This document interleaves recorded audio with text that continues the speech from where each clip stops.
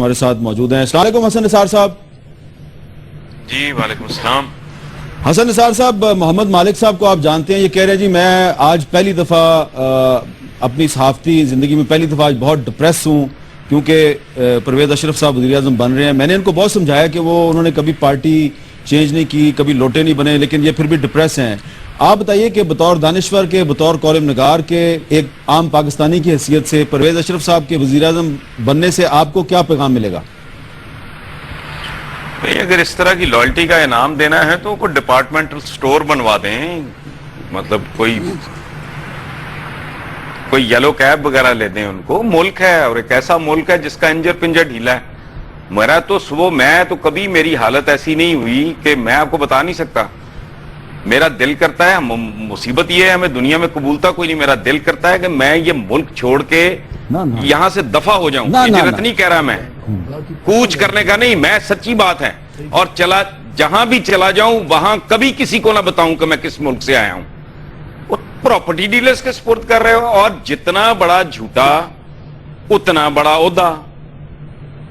جیسا کارواں ویسا میرے کارواں.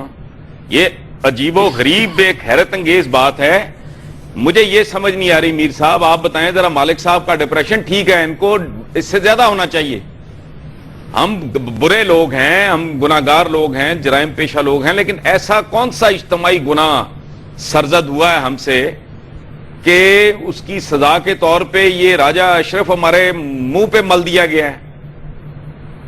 اور میں آپ کو ایک بات اور بتاؤں کہ میں نے ابھی کچھ دیر پہلے کسی کو کہا ہے کہ یار یہ آدھا ملک آپ نے بنگلہ دیش بنا دیا ہے, باقی آدھا آپ نے مذاق بنا دیا ہے.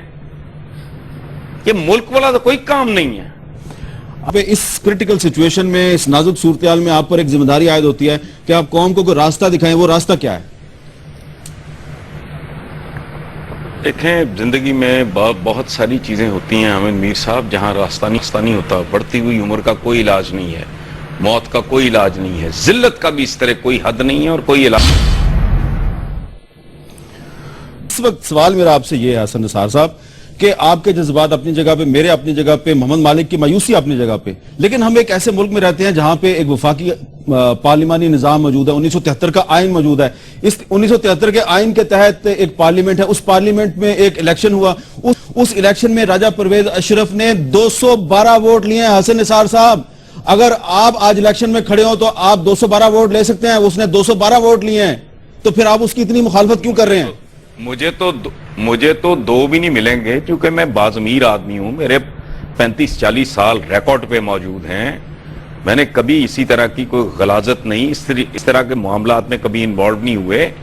اور یہ تو میں دیکھیں بات سنیں, ملک کا چہرہ ہی پہلے ہی بہت داغدار ہے. انہوں نے باقاعدہ پرویز مشرف نام کی سیاہی تھوپ دی ہے, یہ جو جسے میں بہترین انتقام. اور ایک بات میں آپ کو اور عرض کر دوں, میں پہلے لکھتا رہا ہوں, ہمیشہ لکھا ہے میں نے, آپ کو پتا ہے کہ اس ملک کا جو رہنے والا ہے وہ اس ملک کا شہری نہیں ہے, رعایا ہے. آج میں لوگوں سے معافی مانگتا ہوں, میں نے غلط لکھا ہے. یہ ہم ریڈ انڈینز ہیں,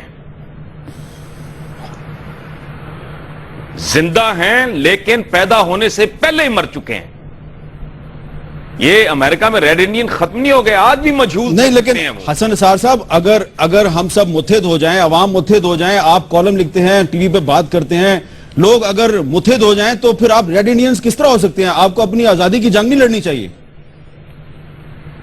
نہیں, لڑنی تو چاہیے, لیکن اتنی دیر ہو گئی جھک مارتے ہیں. نتیجہ پرویز اشرف 65 سال کے بعد باٹم لائن کیا ہے آپ کی؟ یار اپنا محمد مالک صاحب, آپ بہت زیادہ مایوسی کی بات کر رہے ہیں. یہ وہی بات ہوئی ہے جو میں کہتا, بھوٹو سے چلے اور پرویز اشرف صاحب کیا رکے ہیں. میرا نہیں خیال کہ اس کے آگے کوئی نیچے آگے کوئی پیٹ میں جگہ ہے کہ نہیں ہے. لیکن اب یہ دیکھیں کہ ہمیں کتنے بڑے مسائل. نواز شریف تک پہنچے ہیں. جی ہر طرف یہی حال ہے. اچھا, کہاں سے چلے ہیں جی؟ قائد اعظم محمد علی جناح جیسی شخصیت سے چلے, ادھر پہنچے, شیر آیا سبحان اللہ. ادھر چلے ذوالفقار علی بھٹو سے, ادھر پہنچ گئے. تو یہ ہر فیلڈ میں اسی طرح ہے.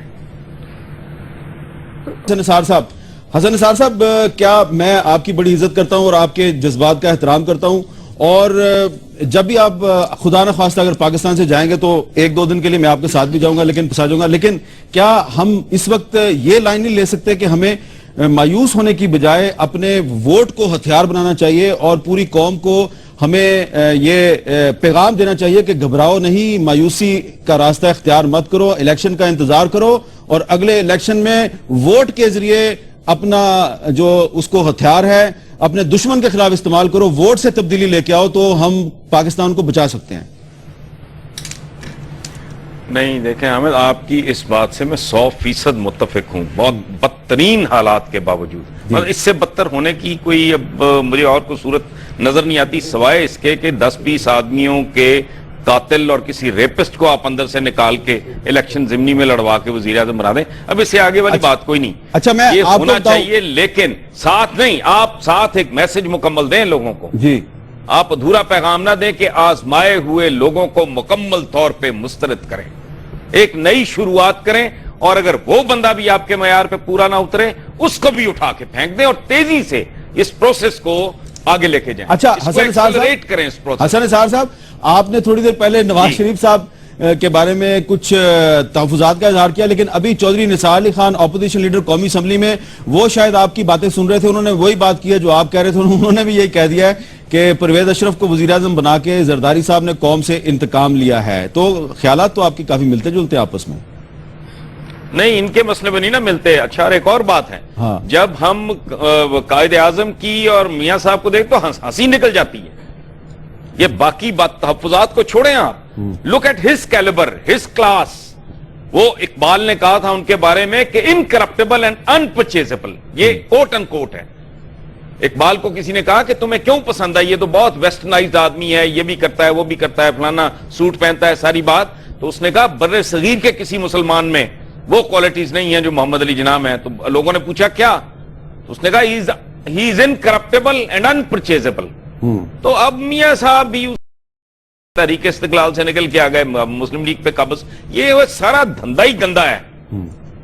عوام نے ووٹ دینا ہے، بالکل دیں، ٹھوک کے دیں، ہر بندہ اپنا ووٹ بالکل بنوائے، اس کی حفاظت کرے، اس پہ پہرا دے، لیکن اگر پھر انہی آزمودہ لوگوں کو دے دینا ہے تو بھاڑ میں گیا یہ ساری جمہوریت اور سارا پروسیس۔